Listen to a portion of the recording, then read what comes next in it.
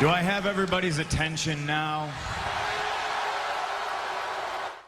Bienvenue sur Catch Attrape, on parle catch. Aujourd'hui, review de SmackDown Live, SmackDown du 16 octobre 2020.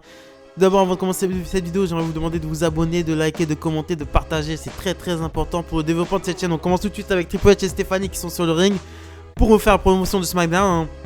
Ils nous annoncent les matchs qu'il y aura. Il y aura deux matchs pour les titres par équipe, un match pour le titre universel, un match entre Jeff Hardy et Lars Sullivan. Et ensuite, ils nous présentent les nouveaux arrivés à SmackDown. Donc Kevin Owens, Aleister Black, Otis. Bon, Otis était déjà là, je sais pas pourquoi ils l'ont présenté. Et ils présentent aussi les Street Profits, mais les Street Profits se font attaquer par Ziggler et Bobby Roode, ce qui déclenche une bagarre générale. Mais c'est Lars Sullivan qui vient y mettre un terme. On enchaîne ensuite avec Lars Sullivan contre Jeff Hardy. Donc premier match de Lars Sullivan depuis son retour. J'ai noté quelques trucs, c'était un très bon match. C'était un très bon match, j'ai beaucoup aimé. Étonnamment, j'ai pas d'amour particulier pour Lars Sullivan, ni non plus pour Jeff Hardy, mais le match était très bon. Jeff Hardy fait énormément d'efforts en ce moment, vu in-ring il fait beaucoup d'efforts, j'aime beaucoup ce qu'il fait in-ring en ce moment. J'ai noté que Lars Sullivan a tenté un diving headbutt. Je croyais que cette prise était bannie. Si elle ne l'est pas, elle devrait l'être. Victoire de Lars Sullivan avec son freaking accident. Donc c'était étonnamment un bon match. On enchaîne ensuite avec le New Day qui font une promo. Ils disent qu'ils ont été ensemble pendant 6 ans, qu'ils vont être séparés après 6 ans avoir passé 6 ans ensemble, qu'ils ont beaucoup de souvenirs en commun, comme la victoire du WWE Championship remportée par Kofi Kingston. Il dit Kofi Kingston poursuit en disant qu'il y a 6 ans, il ne savait même pas s'il allait continuer dans le business, mais Xavier Woods est venu le voir et lui a proposé une idée. Ça l'a amené au plus grand moment de sa carrière. Et ça lui a amené aussi ses meilleurs amis qu'il considère comme ses frères. Ils ont les larmes aux yeux. Et Xavier Woods décide de mettre un terme à la discussion et de revenir au sérieux parce qu'ils ont un match à préparer. Je suis ensuite avec le New Day contre Shinsuke Nakamura, Cesaro et Sheamus. Dernier match du New Day. Donc obligatoirement le New Day nous a montré tout son arsenal de prises, toutes ses combinaisons possibles et imaginables. Ils ont tout fait. Mais victoire, ils gagnent victoire du New Day avec une combinaison de Big E et Xavier Woods sur Sheamus. La séparation des New Day, ce que j'en pense, c'est que c'est une bonne chose. Surtout qu'à ce qui paraît, il y a des gros plans pour Big E.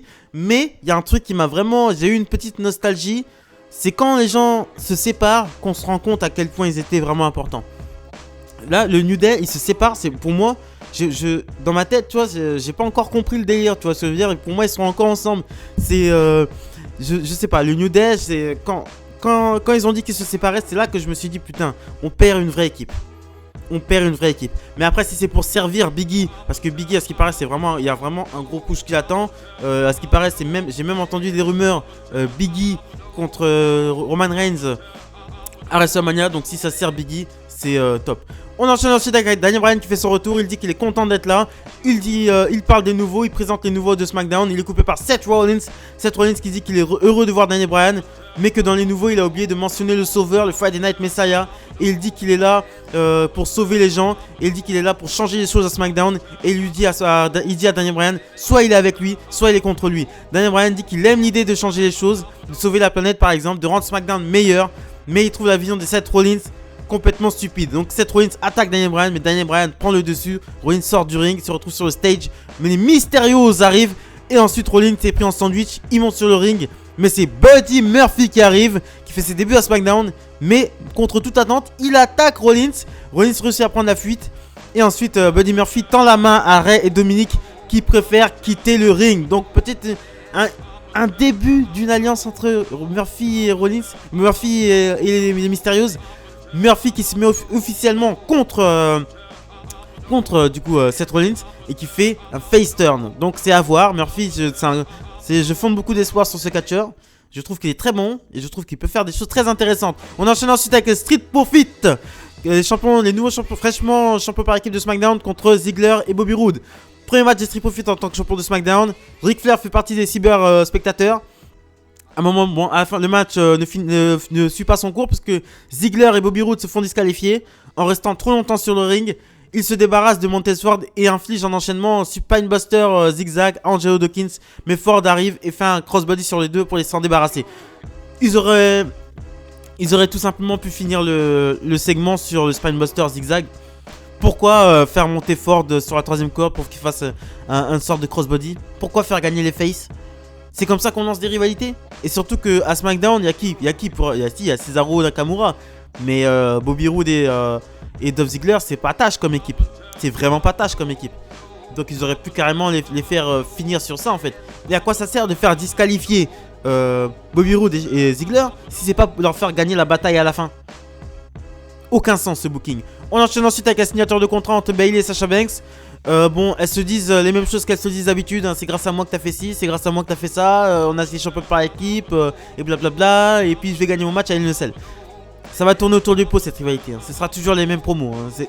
C'était des bonnes promos, mais elles vont dire toujours la même chose. Ça c'est sûr et certain. On enchaîne ensuite avec le main event of the evening. Roman Reigns contre Braun Strowman pour le titre universel. Strowman a perdu son titre universel à Payback et est bien décidé à le récupérer ce soir contre le Tribal Chief. Donc franchement, étonnamment, c'était un bon match. Roman Reigns, il pue le charisme. Roman Reigns, le chef tribal, franchement, il faut un public. Il faut que le public voit ça. Voilà, on est en train d'assister au meilleur moment de la carrière de Roman Reigns. Il fera pas mieux. Il fera pas mieux. Impossible. C'est ses meilleurs moments. Parce que en fait, tout simplement, il essaye pas d'être quelqu'un d'autre. Il est lui. Quand il parle, Roman Reigns, c'est quelqu'un qui parle très... C'est pas John Cena qui parle rapidement, qui peut clasher. Non, il parle très doucement. Il a une élocution très doucement. C'est quelqu'un de très posé, Roman Reigns. Alors qu'avant, il essayait de le faire. Avant, il lui donnait le micro et il lui demandait de faire John Cena, de clasher les gens. Et c'est pas quelqu'un comme ça.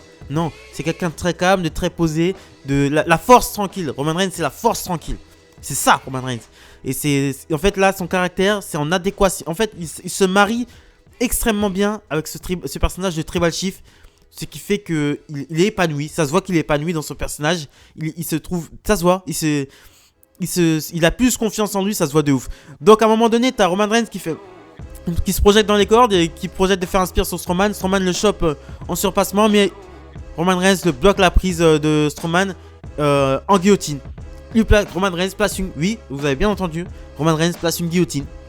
C'est la première fois que je vois Reigns placer une soumission. Franchement, il lui place la guillotine. Strowman s'écroule et ensuite il finit par abandonner. Donc Roman Reigns qui conserve son titre universel grâce à la guillotine. Apparemment, je pense que ça va être son nouveau finisher sur les big guys comme ça. Et ensuite, t'as Jey Uso qui arrive. Et Roman Reigns, pour intimider Jey Uso, commence à met un spear à Braun Strowman. Il explose à coup de chaise et il invite Jey Uso à venir sur le ring. Jey Uso s'exécute, il vient sur le ring. Roman Reigns arrive pour lui faire un câlin, mais Jey Uso lui met un coup enchaîné d'un super kick. Et ensuite, dès que il lui place quelques coups de chaise, il lui place des coups de chaise bien violents, mais Roman Reigns les atomise automatiquement avec un Superman Punch. Là aussi, il y a un truc qui m'a gêné sur cet angle. On aurait pu finir l'angle sur le super kick de Jey Uso et les coups de chaise pour builder Hell in a Cell un minimum. Parce que là, j'y crois pas du tout. Personne n'y croit à la victoire de Jey Uso en fait. Même pas un peu. Donc on veut juste un petit segment où Jey Uso peut remporter la vie. On peut nous faire douter, tu vois ce que je veux dire. C'est ça une rivalité, ça va pas que dans un sens. Là, frère, Roman Reigns s'est levé, un Superman Punch, c'est terminé. C'est comme s'il s'était pris 10 coups de chaise. Bon voilà, c'est ce que je pensais. Bon, c'est ce que je pensais de SmackDown du 16 octobre 2020. Franchement les gars, si vous aimez bien mes vidéos, si vous aimez bien mon contenu, abonnez-vous. Likez, commentez, ça coûte rien. C'est très important pour le développement de la chaîne. Abonnez-vous. Et je vous retrouve demain. Demain, je vous fais une review. Je vous fais une vidéo draft complète. Complète, on est d'accord. Complète, c'est pour moi, c'est ceux qui sont draftés. Hein. Parce que parler de ceux qui ne sont pas draftés, ça m'intéresse pas. Donc, je préfère parler de ceux qui sont draftés. Complète niveau de ceux qui sont draftés. Donc voilà, je vous dis à demain. Likez, commentez, partagez. Très important pour le développement de la chaîne. Et merde, oui, l'épisode de SmackDown était de très bonne facture cette semaine. Abonnez-vous, likez, commentez. Salut les amis. Je suis un peu fatigué. Salut.